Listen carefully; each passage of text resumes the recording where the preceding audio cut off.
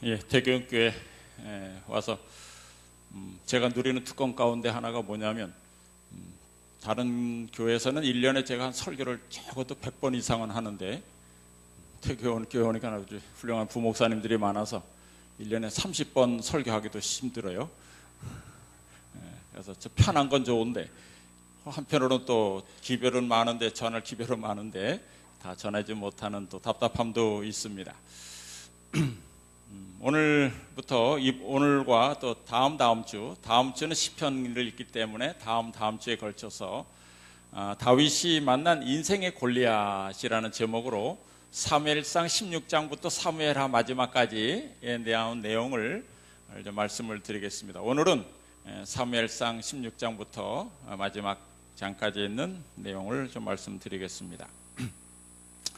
성경에 가장 많이 언급된 이름이 누군지 아십니까?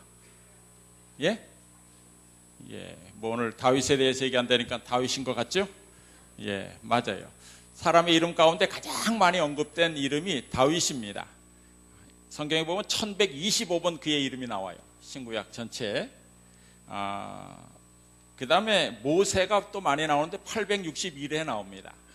믿음의 조상 아브라함은 약 324회 나옵니다. 다윗보다 더 많이 나온 이름은 뭐 있을까요?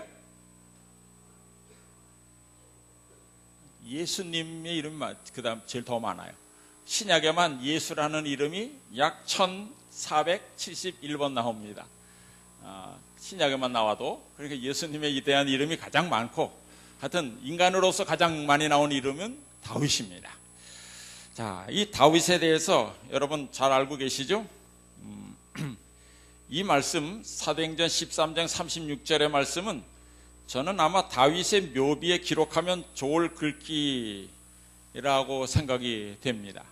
그래서 저는 이 글을 좋아해서 저희 어머니 묘비에 이 글을 적었어요.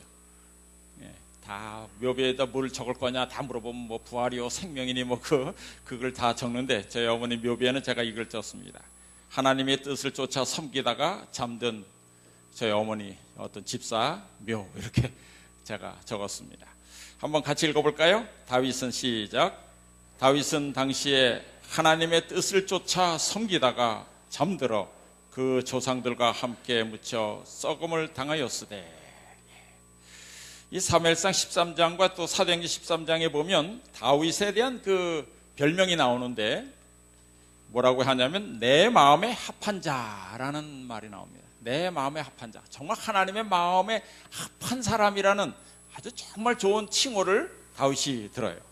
영어로 말하면 영어의 뜻을 그대로 옮기면 내 마음 뒤에 있는 자. 그러니까 예수님의 마음을 바로 뒤쫓아서 쫓아가는 자 이런 뜻입니다. 그만큼 다윗은 하나님의 마음을 쫓아가는 그런 사람이었어요. 그런 다윗도 인생에 여러 번의 인생의 실패가 있었고 그렇지만은 그의 중심에는 늘 하나님을 모시고 살았던 사람이 바로 이 다윗이었습니다. 자, 오늘 우리 시작하면서 사무엘상 16장 7절의 말씀을 우리 어린이반 정의록 학생이 읽겠습니다. 여호와께서 사무엘에게 이르시되 그의 용모와 키를 보지 말라. 내가 이미 그를 버렸노라. 내가 보는 것은 사람과 같지 아니하니 사람은 외모를 보거니와 나 여호와는 중심을 보느니라 하시더라. 사무엘상 16장 7절 말씀. 예, 감사합니다. 자, 우리가 다윗 하면 제일 먼저 떠오르는 사람이 누구죠? 사건이? 골리앗과 싸운 사건이 있습니다. 또 다윗 하면 떠오르는 말이 또 사람이 또 누구죠? 대개 이제 밧세바입니다. 하여튼 한 사건을 통해서 그가 탁 두각하게 되고 한 사건을 통해서 그가 완전히 추락하는 두 사건을 되게 많이 기억합니다. 우리가 이제 다윗이 골리앗을 한번 만났다고 생각하지만은 사실 그 골리앗을 그냥 어느 날 갑자기 만나가지고 그가 나가서 돌물매를 던져서 골리앗을 죽임으로 영웅이 된 것이 아니라 그 이전에 다윗이 준비가 다 돼 있었다는 것이죠. 저는 그것을 보면서 다윗이 그의 인생 속에서 만난 인생의 골리앗들이 몇 번 있었을까 제가 이렇게 이걸 이번에 나눠보니까 27가지의 골리앗이 있습니다. 27가지의 골리앗들을 그가 만나서 어떤 때는 승리하고 어떤 때는 좌절하기도 했는데, 자, 이번 주와 다다음 주를 통해서 그것을 좀 살펴보길 원합니다. 다윗이 그가 골리앗을 이긴 이후에 사울왕의 미움을 사서 쫓겨다니기 시작하는데, 이 지도에 보면 여러분 이제 여러 인터넷에 뒤져보십시오. 잘 안 보이죠? 정말 거의 10여 년 동안 거의 그가 도망 다닙니다. 거의 한 13년 도망 다녔죠. 그가 기름을 부었고 나서 17살에 기름 부음 받은 다음에 13년 동안 그가 거의 쫓겨다녔습니다. 정말 죽을 고비를 넘겨서 그런 아주 많은 고생을 하면서 도망을 다녔습니다. 그런 다윗이 왜 하나님께서 그에게 그런 고난을 허락하셨을까? 자, 한번 이번 기회를 통해서 연구해 보시기 바랍니다. 오늘 첫 번째 생각할 내용은 사무엘하 16장에 나오는 내용입니다. 자, 이 제목을 제가 16장을 붙여보기를 주목받지 못한 인생의 골리앗입니다. 주목받지 못한 인생의 골리앗. 정말 세상에서 주목받지 못해도 하나님께 주목받으면 영웅이 될 수 있어요. 세상이 다 버린다 할지라도 하나님이 붙들면 세상의 중심이 될 수 있다는 내용이 16장에 나옵니다. 여러분이 아는 대로 이제 하나님께서 사울을 버리시기로 계획하셨고, 그 다음에 다음 왕을 위해서 사무엘에게 이새의 집에 가서 내가 정한 사람에게 기름을 부으라 그랬죠. 그럴 때 이새 아들이 몇 명이 있었죠?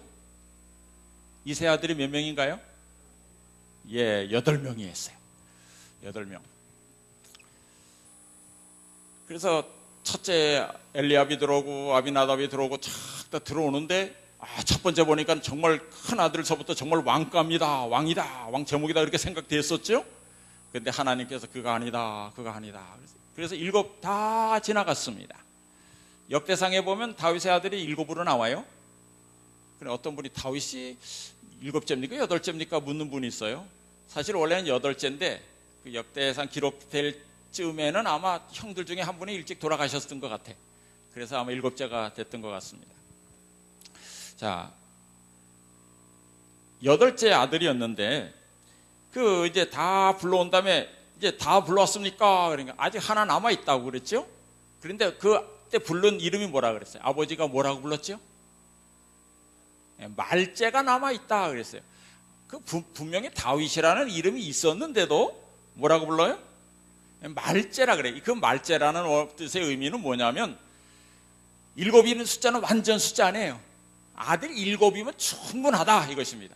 이제 8째는 원치도 않았는데 그냥 하나 더 생긴 그런 놈이야. 그러니까 필요도 없는, 그러니까 7째 밖에 있는 자 이런 뜻입니다. 그런 말제가 하나 더 있다 이런 표현을 합니다. 사실 양은 원래 다윗 혼자 쳤을까요? 형들하고 같이 치는 일이었을까요? 부조와 선지자에 보면 형들도 같이 나가서 치게 돼 있었습니다. 그런데 형들은 막내 다윗 네가 다 치고 있어 그러면서 다 맡겨놓고 자기들은 놀러 갔다 그랬어요. 그래도 다윗은 혼자 앉아서 혼자라도 그것을 아주 성실히 했다는 것을 알 수 있습니다.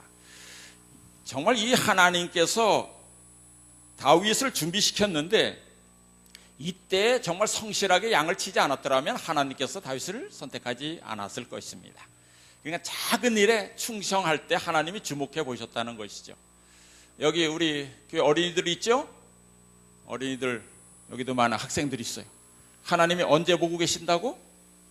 교회 장로가 되고 집사가 돼서 일할 때를 보는 게 아니라 초등학교 다니고 중학교 다닐 때 그때 내가 얼마나 하나님 앞에 충성되고 성실한가를 하나님이 그때 주목해 보신다는 거예요.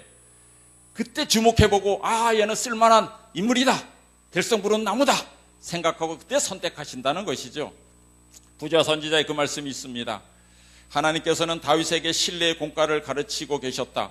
모세를 당신의 사업을 위해 훈련시킨 것처럼 여호와께서는 이새의 아들을 당신의 선민의 지도자가 되도록 양성하시고 계셨다.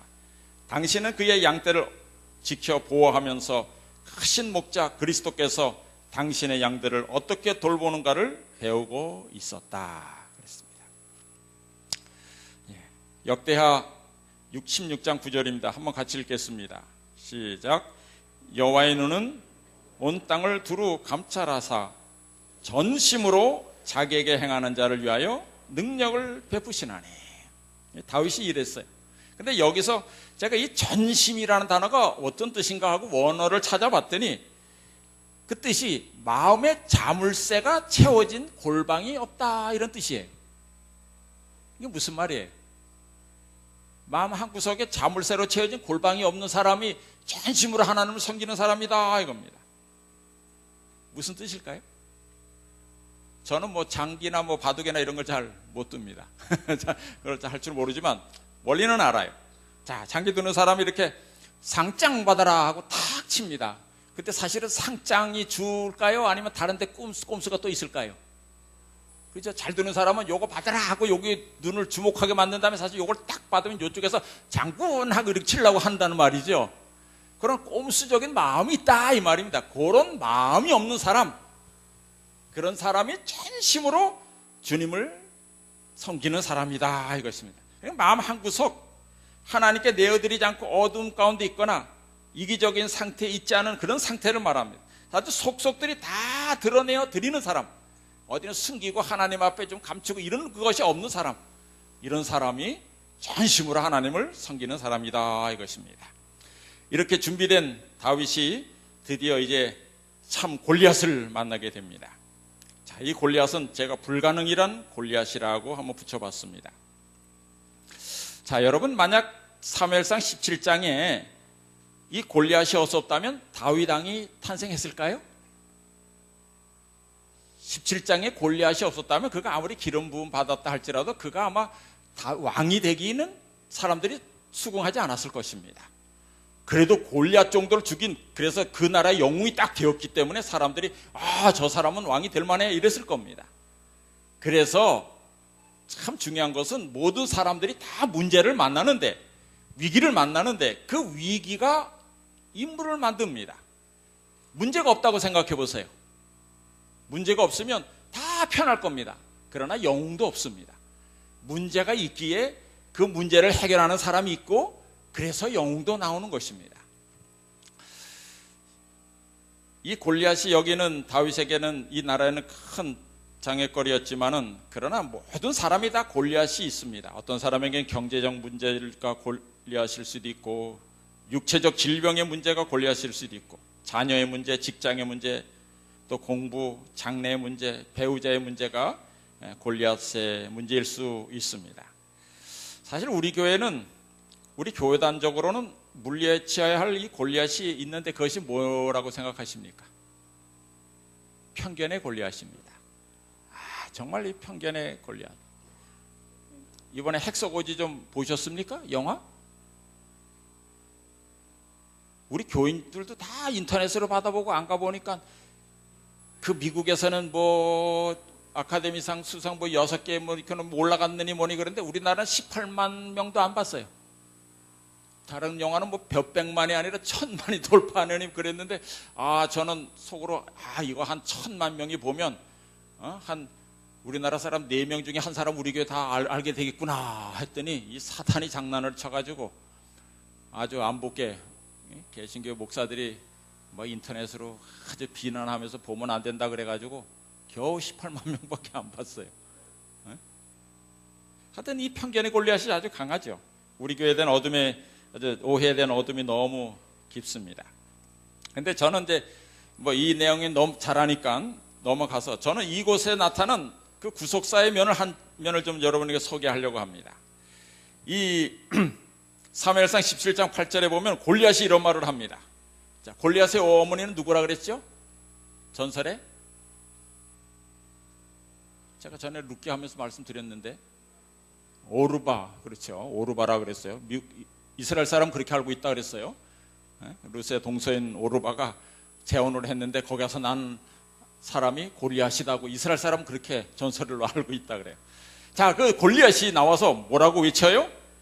너희는 한 사람을 택하여 내게로 내려보내라 그랬어요. 자, 한 사람을, 여기서 한 남자입니다. 원어로 한 남자를 나한테 내려보내라. 그래서 우리 둘이 싸워가지고 내가 지면 너희 나라의 속국이 되고 내가 이기면 너희가 나의 속국이 되겠다, 그렇게 얘기하지 않습니까? 자, 여기서 어떤 구속사를 볼 수 있습니까? 여기서 이 골리앗은 사탄을 상징하는 것입니다. 그걸 염두에 두고 보는 것이. 그래서 한 사람 내려보내라. 마치 사탄이 누구를 향해서 말하는 것 같아요. 이 땅에 오기로 한 그 한 남자, 여인의 후손, 그 한 남자를 내려보내라 이거예요. 그래서 우리들이 단판 짓고 싸우겠다 이것입니다. 그래서 내가 이기면 이 세상은 내 것이고 만약 그분이 이기면 이 세상은 그분의 것이 될 것이다, 그렇게 하는 것입니다. 누가 이기셨습니까? 예수 그리스도가 이겼죠. 다윗이 이겼어요. 다윗이 이긴 다음에 골리앗의 어디를 잘랐어요? 머리를 자른 것처럼 창세기 3장 15절에는 여자의 후손이 그의 머리를 상하게 할 것이다 그랬죠. 또 로마서 5장에는 뭐라 그랬죠? 한 사람으로 말미암아 이 땅에 죄가 들어왔지만 한 사람으로 말미암아 이 땅에 우리가 구원을 얻게 되었다. 그 예수 그리스도를 얘기하고 있지 않습니까? 바로 여기 한 사람을 내려보내라는 예수 그리스도를 상징하는 단어임을 우리가 알 수 있습니다. 자, 두 번째, 우리가 불가능한 골리앗, 우리가 살면서 불가능한 골리앗이 많을 것 같지만 흔히 얘기하는 것처럼 어떤 사람은 너무 덩치가 커서 어떻게 저 사람은 싸우냐 그러지만 다윗은 뭐라 그랬다고요? 너무 덩치가 커서 빗나갈 데가 없다 그렇게 생각했다 그러죠. 이 물매를 던지다가 웬만한 사람 같으면 조금 해가지고 빗나가는데 이 골리앗은 머리가 이만해요. 그래서 대충 던져도 잘 맞을 수 있어요. 물론 평소에 연습을 했죠. 그리고 투구를 하나님께서 벗겨주셨어요. 투구 있었으면 맞아도 안 죽죠. 그러나 열을 받아가지고 투구를 싹 벗겼을 때 물매를 던지는데 그게 시속 200km 이상 날아간다 그래요. 돌멩이가. 그래가지고 이마에 쫀통으로 맞췄죠. 그래가지고 앞으로 쓰러졌어요? 뒤로 쓰러졌어요? 예? 근데 이번에 읽어보세요. 권투하는 사람들도 맞고 뒤로 쓰러지면 일어나지만 앞으로 쓰러지면 못 일어난다 그래요. 어디로 쓰러졌을까요? 앞으로. 잘하셨습니다. 이번에 다시 자세히 한번 보시기 바랍니다. 예, 자, 세 번째 시험입니다. 자, 그렇게 골리앗을 이긴 다음에 이제 승승장구할 줄 알았는데 불시험의 골리앗이 그를 찾아옵니다. 승리 후에 찾아오는 아주 불시험이죠. 사실 그가 이제 그걸 죽인 다음에 아주 그냥 목동 신분에서 군대 장관이 됩니다. 국방부 장관이 되죠. 예? 그러나 그 뒤에 또 시험이 오죠. 사실 그에게 왔던 시험은 첫 번째는 칭찬과 인기의 시험이죠. 예? 칭찬과 인기. 여인들이 특별히 뭐라고 노래했죠? 사울이 죽인 자는 천천히요, 다윗이 죽인 자는 만만해. 몇 배나 많다고? 10배나 많다? 사실 만만 곱하고 천천 곱하고요. 그거는 10배는 아니야. 예? 하여튼 아주 그렇게 칭찬하니까 다윗도 좀 우쭐을 했겠죠. 예? 어쨌든 그런 마음이 있었습니다. 잠언 27장 21절에 도가니로 은을, 풀무로 금을, 그리고 칭찬으로는 뭐를? 사람을 실현하느니라. 칭찬도 참 좋은 거지만 이 칭찬도 사람을 단련하는 도구다. 칭찬할 때 조심해야 됩니다. 사실 그렇게 됐던 이 다윗이 나중에 이 사울의 시기를 받아서 높은 자리에서 낮아지죠. 처음에 군대 국방부 장관에서 나중에 천부장으로 자천합니다. 그리고 그가 기대한 것을 얻지 못하죠. 처음에는 약속하고 뭐 딸도 주겠다 뭐 주겠다 막 하지만 자꾸 미루는. 여러분, 이 시험은 항상 승리와 성공 뒤에 찾아오는 것 아시죠? 늘 경계하지 않으면 여지없이 넘어집니다. 대부분의 사람들이 고난 중에 넘어지는 것이 아니라 성공 후에 찾아오는 시험을 경계하지 못해서 넘어집니다. 사람은 태산에 걸려 넘어지는 것이 아니라 어디 걸려 넘어진다? 돌뿌리에 걸려 넘어진다 그랬어요. 여호수아도 여리고 성은 정복한 다음에 어디 성에서 넘어졌어요? 야이 성에서 넘어졌어요. 850명과 싸웠던 엘리야가 그 끝난 다음에 이세벨 여자 한 사람의 말로 인해서 금방 또 넘어집니다. 큰 승리대 이렇게 사람들이 실수합니다. 그러니까 항상 우리는 조심해야 돼요. 늘 깨어있지 않으면 시험에 빠질 수 있습니다. 네 번째, 시기와 질투의 골리앗. 이 사울의 시기와 질투의 골리앗을 그가 만나게 됩니다. 사무엘상 19장에 나오는 이야기입니다. 시기와 질투가 뭔가? 시기는 자신이 갖지 못한 것을 가진 사람에 대한 느끼는 감정이고, 질투는 자신의 소유를 경쟁자에게 빼앗길지 모른다는 두려움에서 오는 감정이라 그래요. 그게 시기 질투의 차이점이랍니다. 예를 들면 사촌이 땅을 사서 배 아픈 건 뭘까요? 그건 시기예요. 근데 첩들끼리 싸우는 건 뭘까요? 그건 질투래요. 자, 잠언 14장 30절 같이 읽을 수 있습니까? 마음의 화평은 시작 읽겠습니다. 시작. 마음의 화평은 육신의 생명이나 시기는 뼈의 썩음이니라. 여기 보면 시기는 뼈가 썩는다 그랬어요. 즐거움은 양약이라도 근심은 뼈로 상하게 한다 그랬는데, 그 뼈가 상하면 피가 안 나오겠죠. 근데 그 근심보다 더 나쁜 게 뭐예요? 시기예요. 시기. 이 시기하는 사람은 뼈가 썩어요. 뼈가 썩으면 속에서 썩은 피가 나오고, 그래서 고칠 수 없는, 약으로 고칠 수 없는 질병에 걸리게 됩니다. 이 시기하는 사람들은 오래 살지 못해요. 이 사울이라는 사람은 좀 아무리 그렇다 그러더라도 좀 생각하며 살았으면 좋은데, 이 사울은 이 다윗이 골리앗을 죽인 이후에 그 시기에 사로잡혀가지고 평생 뭐 하면서 살아요? 그의 인생 전체를 다윗을 죽이는 데 소모합니다. 그가 몇 년 동안 왕노릇을 했어요? 40년 동안 왕노릇 했어요. 그 40년을 다윗 죽이는 데 대부분 다 소진합니다. 서양 속담에 질투는 1000개의 눈을 가지고 있지만 그 중에 하나도 바로 보지 못한다 그랬어요.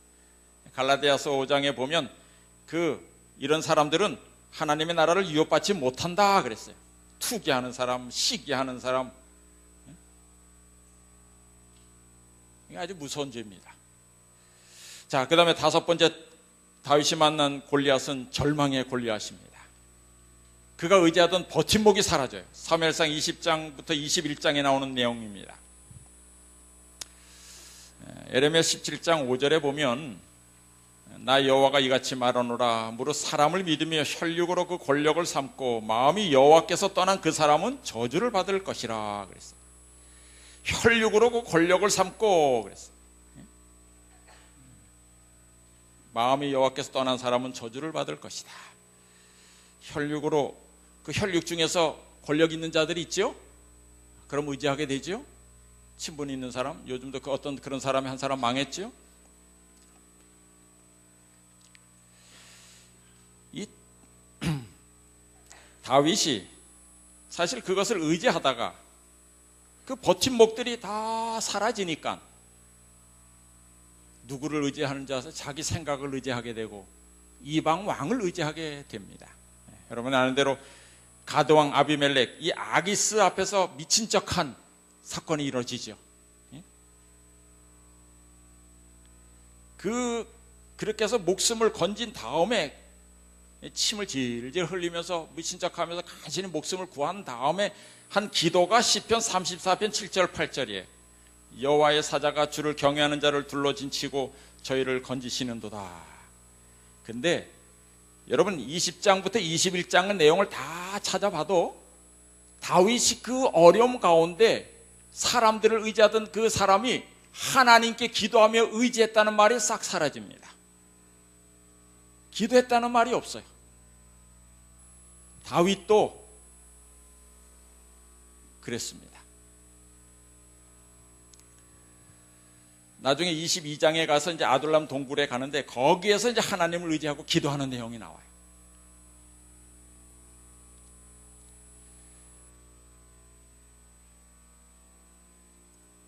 이 다윗이 의지하던 버팀목 7가지는 아마 이런 걸 겁니다. 직장을 그가 잃었죠. 쫓겨났어요. 나중에 천부장에서도 쫓겨났습니다. 지위를 잃었고 아내 미가를 빼앗겼고 친구 요나단도 만날 수 없고 영적인 멘토였던 사무엘도 죽게 되고 그 다음에 나중에 제사장과 아히멜렉과 함께 85명이 죽임을 당해요. 그러니까 도움을 받던 그 제사장들이 다 죽임을 당했습니다. 다윗은 버팀목이라고 여겼고 의지하던 사람들이 아주 그 사람들이 다 이제 잃게 되면서 정말 점점점 그가 기도 안 하게 되고 점점 그의 상황이 어렵게 전개되는 것을 압니다. 여러분 꼭 기억하시게 되기 바랍니다. 살아가면서 가장 비극적인 것은 응답되지 않는 기도가 아니라 구하지 않은 기도이다 하는 말이 있어요. 여러분 항상 기도하시기 바랍니다. 아무리 믿음이 뛰어난 사람도 이런 처지가 되면 잠시 자기의 능력을 의지하게 돼요.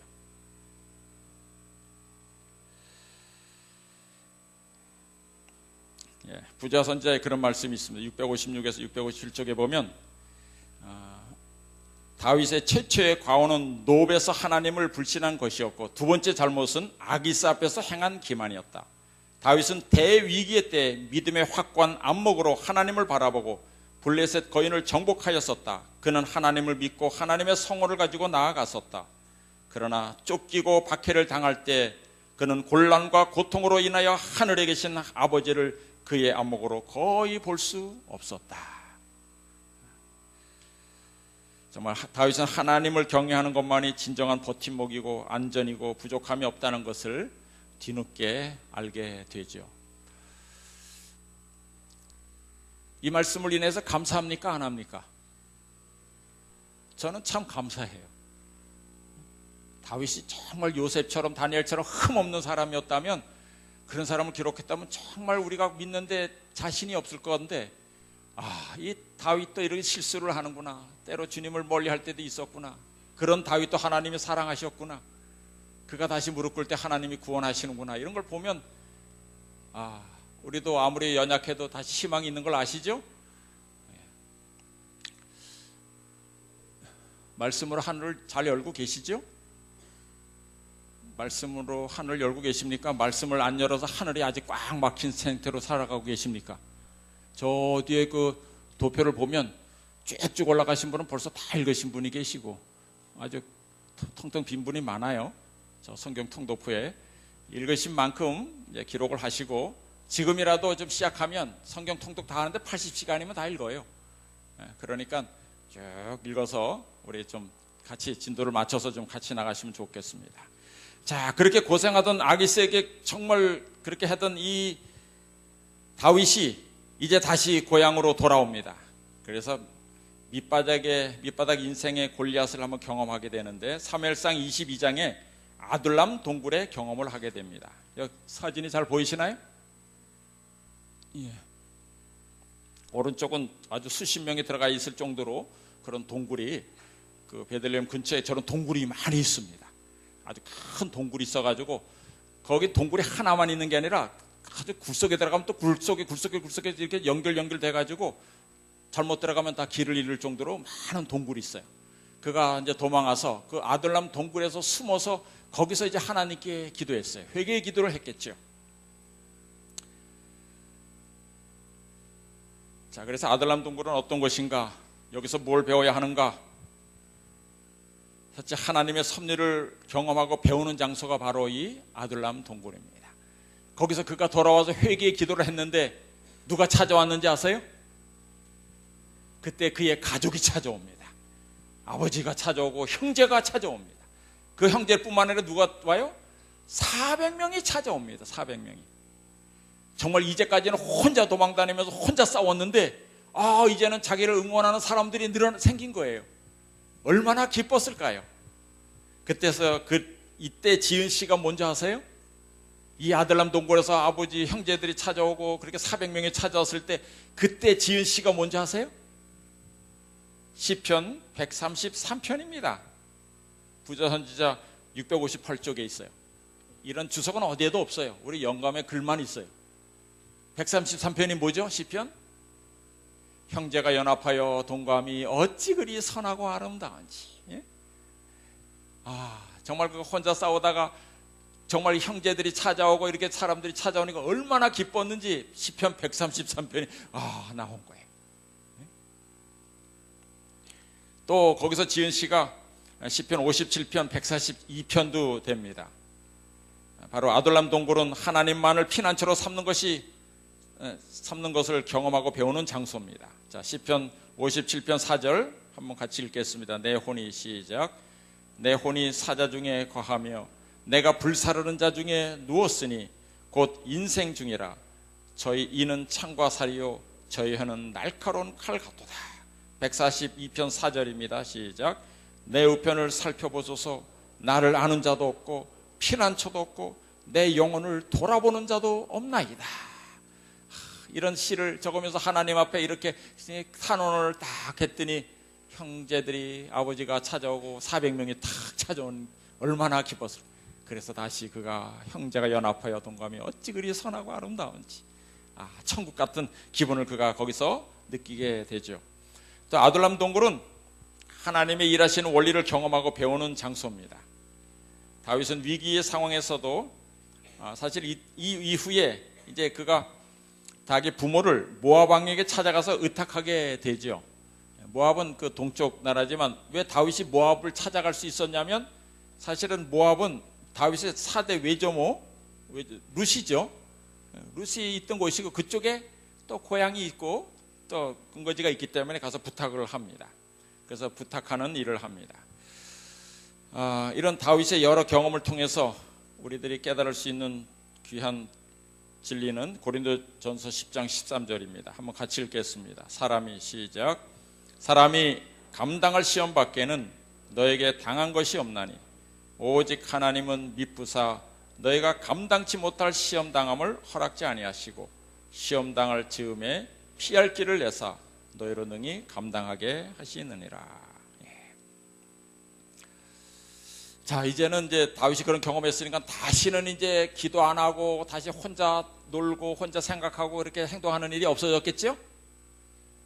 그랬을까요? 아니에요. 그 뒤로도 또 여러 번 그가 또 실수하고 또 넘어지고 합니다. 사무엘상 23장에 보면, 거기에 보면 이제 딜레마에 빠진 인생이 나옵니다.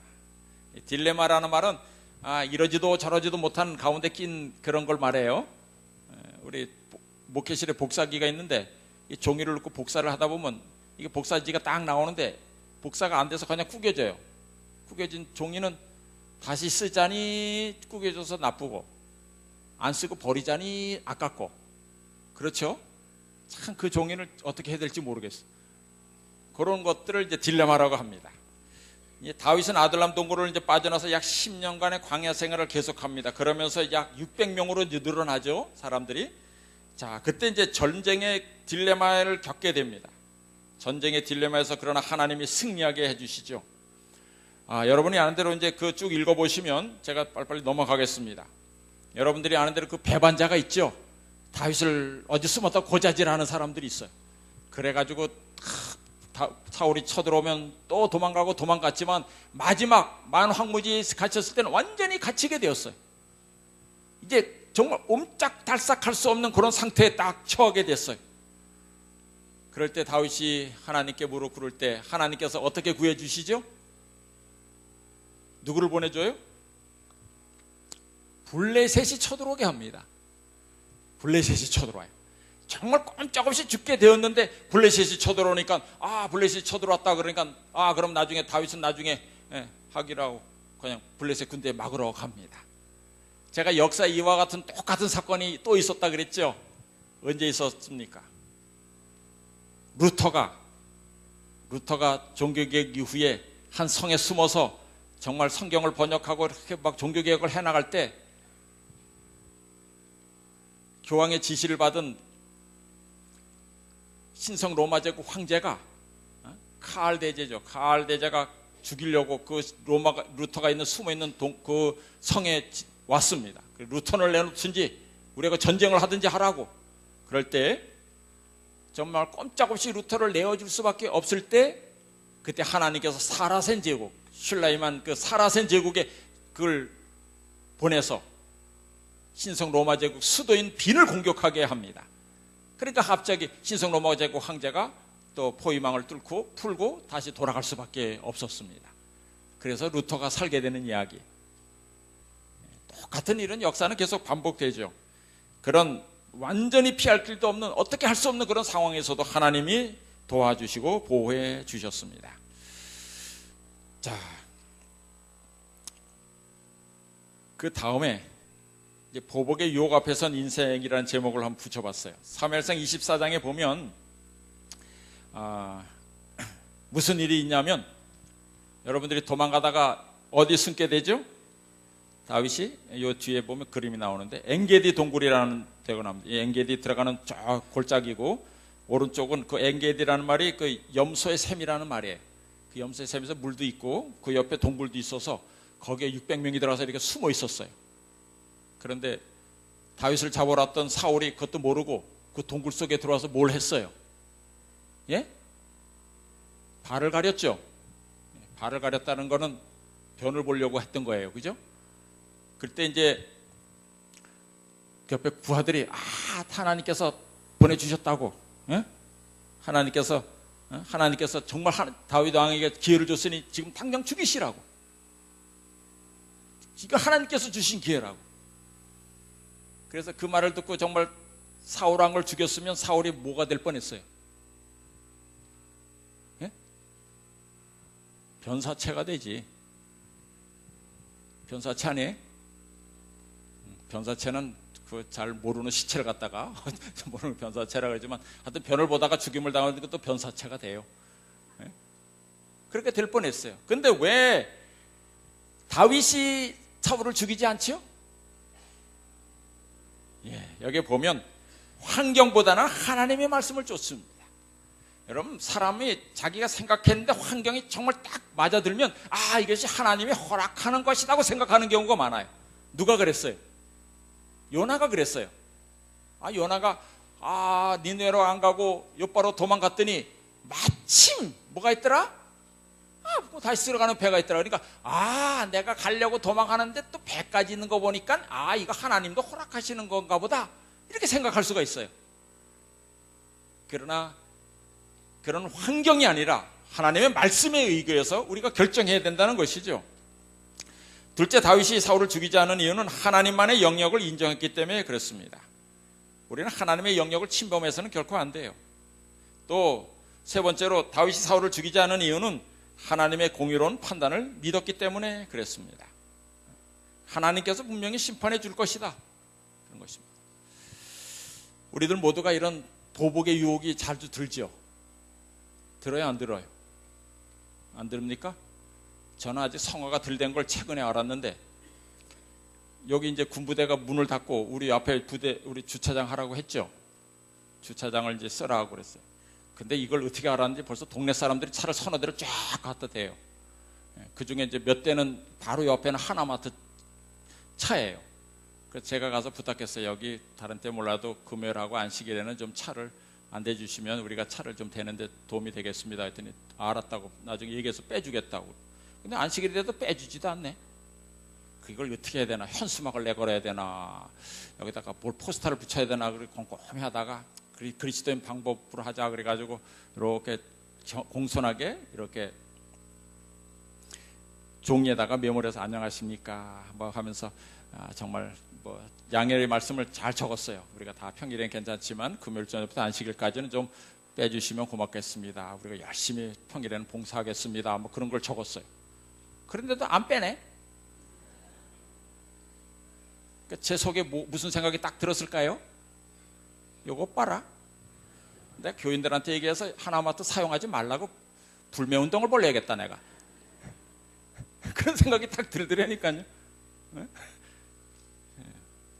당연한 생각이에요. 하여튼 사람이니까 딱 하는 거 보고 그런 생각이 딱 치며 올라오더라고요. 그래도 그러면 안 되지. 내가 오늘 설교 준비하면서 그래, 보복의 유혹 앞에선 인생 나도 할 수 없다, 그런 생각이 딱 들더라고요. 누구든지 다 그런 생각이 들 수 있어요. 보복 요번 게 아주 전문에 별어던 사람 보복하고 싶을 때 있죠. 그러나 여러분, 그때라도 하나님의 말씀을 따르시기 바랍니다. 원수라도 사랑하라 그랬어요. 오른뺨을 내주면 왼뺨까지 때리면 왼뺨도 내야 되는데 하도 원하면 할 수 없지. 뭐 우리 차를 저기 신도 아파트에 갖다 대고 저기 갖다 대고 다 이렇게 하더라도 뭐 이렇게 해줘야지 할 수 있어요. 그것도 전도의 방법이라면. 자, 이렇게 하다 보니까 11가지만 하면 됩니다. 그 다음에 이제 분노의 폭발 앞에서는 인생이라는 것입니다. 자, 이 다윗 같은 사람이 정말 그렇게 성자인 줄 알았는데 무슨 일이 있냐면 그가 이제 나와서 어딜 갔냐면 그 나발이라는 집 근처에 가게 돼요. 그래서 나발이라는 사람들의 그 집을 지켜줬어요. 사실 침략을 당해서 뺏길 곡식을 다 보호해줬어요. 그러면 당연히 그 감사합니다. 그래서 먹을 걸 줄 수 있잖아요. 근데 나발이 정말 나발을 잘못 불었어요. 그죠? 다윗이 누구간데 말이야. 그러면서 알았겠죠. 다윗은 모르지 않아요. 그 뭐 골리앗을 죽인 사람은 왜 모릅니까? 그러나 이 사울왕이 죽이려고 찾는 그 사람인 줄 알고 아주 우습게 본 거죠. 그런 말을 듣고 이 다윗이 어떻게 됩니까? 화가 그냥 치밀어 올라요. 이럴 때 보면 꼭 사람이 있죠. 그럴 때 보면 싸움에 약을 올리는 사람이 있고 또 먼저 때리는 사람이 있고 또 누가 있어요? 말리는 사람이 있어요. 꼭 이런 싸움 때 보이는데 이 나발 같은 사람은 다윗의 분노를 촉발시킨 사람이에요. 그런데 아비가일은 그의 부인은 분노를 잠재운 사람이에요. 이 나발 이런 말 자체가 어리석은 자다 이 말이에요. 어리석음. 되게 이름을 그렇게 줘줬는지 몰라요, 부모가. 하나님의 성경에는 하나님이 없는 사람, 율법이 없는 사람을 지칭하는 말이 이 나발이에요. 어리석은 자는 그 마음에 이르기를 하나님이 없다 하도다 그랬잖아요. 시편 14 이 말처럼 어리석은 자는 하나님이 없다고 하는 사람을 그냥 하나님이 없는 것처럼 생활하는 사람, 그런 사람이 어리석은 사람이에요. 나발이 그랬어요. 그때 이제 다윗이 분노의 게이지가 아주 10까지 달하죠. 그래서 그냥 화가 나가지고 각기 칼을 쳐라. 그리고 400명을 데리고 가려고 그랬어요. 왜 그랬을까요? 무시한다는 생각이 들었겠죠. 또 기대한 것이 좌절됐기 때문에 그랬어요. 나발의 행위가 아주 부당하다고 판단되었을 겁니다. 그런데다가 또 하나 더 붙인다면 아이고 이제는 이런 놈까지도 나를 무시해? 이런 생각이 들 거예요. 사울왕은 좀 그랬는데 내가 정말 저런 사람한테까지 저렇게 무시당해서 살아야 되나? 이런 생각이 들었겠죠. 정말 순간적인 분노, 감정, 그것을 옳다고 여겼죠. 이 작고 가장 쉽게 접하는 이 영적 공경을 경계하지 않으면 이런 일을 할 수가 있습니다. 이 나발이라는 사람은 어리석고 통찰력이 없고 이기적이고 그래서 그렇게 했습니다. 그런데 이제 아비가일이 그 죽이러 온다는 얘기를 듣고 아비가일의 뜻은 기쁨을 주는 자죠. 그가 가서 이 분노를 잠재우죠. 정말 지혜로운 말을 합니다. 아주 정말 지혜로운 말을 해요. 어떻게 여호와께서 택한 사람이 여호와 일을 해야지 이런 나발 같은 어리석은 사람 하나 죽이는데 힘을 쓰시려고 합니까?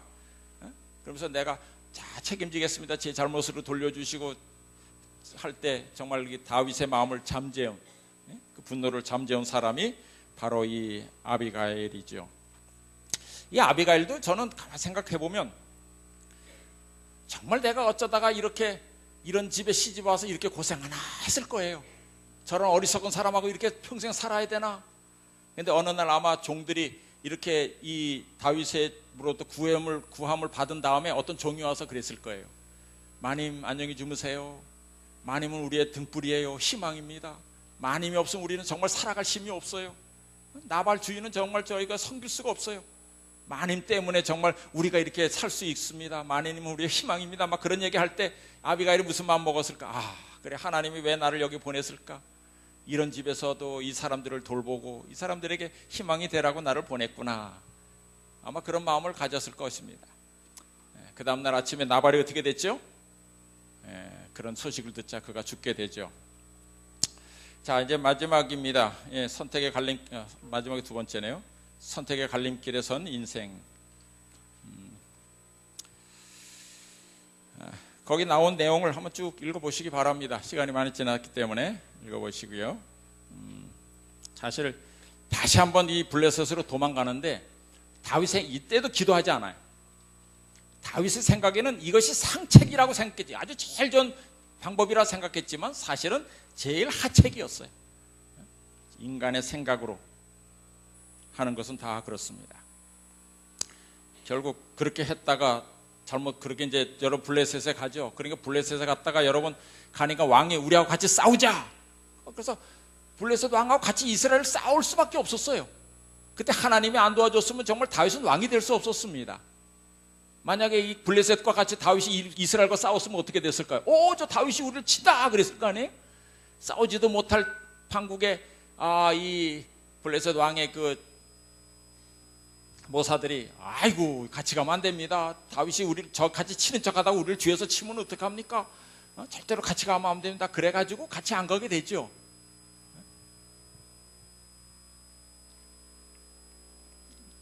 하여튼 어떤 순간에도 환경이 어렵다고 하나님 우리를 사랑하지 않고 버린다는 생각은 우리가 버려야 된다는 것입니다. 자, 마지막입니다. 절망의 상황 앞에선 인생. 이 부분을 좀 오래 하려고 생각했는데 오늘 시간이 많지 않아서 아마 좀 간략하게 해야겠습니다. 여러분이 아는 대로 이제 그렇게 가 있을 동안에 그가 시글락에 있었는데, 그래서 갔다가 잠깐 왕이 불러서 갔다가 왔더니 그 시글락에 있던 자기 가족들, 여자들하고 아이들하고 다 누가 잡아가요? 아말렉 사람들이 와서 다 잡아간 것입니다. 완전히 다른 거 다 불태우고 완전히 잡아가 버려요. 아마 그때 다윗이 정말 가슴을 치며 울었을 겁니다. 정말 서러워도 그렇게 서러울 수가 없었을 거예요. 왜 이렇게 자꾸 꼬이나 생각됐겠죠. 근데 그 이야기 속에도 말씀을 읽어보면 아말렉 사람들이 이미 남방과 시글락을 침노하였는데 그들이 시글락을 쳐서 불사르고 거기 있는 대소 여인들을 하나도 죽이지 않고 다로 사로잡아 자기 길로 갔더라. 이 죽이지 않았다는 말은 너무 자비를 베풀어서 그런 게 아니라 잡아다가 노예로 팔아먹기 위해서 끌고 간 거죠. 그러나 그 욕심을 이용해서 하나님은 또 놀라운 일을 행하십니다. 돌아온 다음에 이 다윗이 회개하고 기도하죠. 하나님 어떻게 하면 되겠습니까? 우리가 쫓아가도 되겠습니까? 그때 하나님이 쫓아가라. 이때가 1년 4개월 만에 다시 다윗이 무릎 꿇는 이야기예요.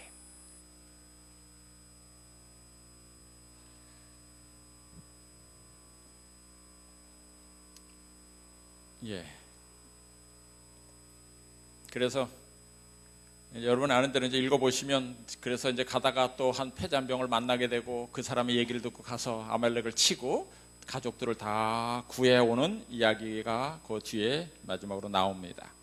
이것을 통해서 정말 하나님의 뜻에 대한 불순종은 그 대가를 지불하게 된다는 것입니다.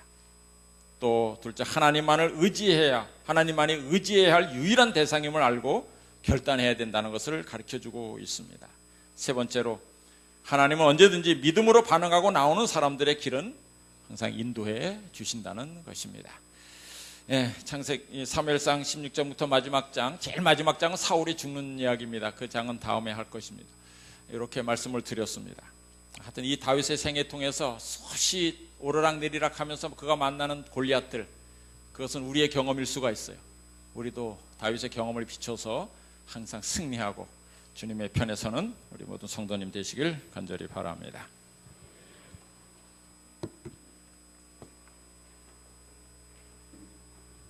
마치는 찬미는 함께 기립하셔서 460장 부르시도록 하겠습니다. 460장입니다. 찬미 후에 목사님께서 기도해 주시겠습니다.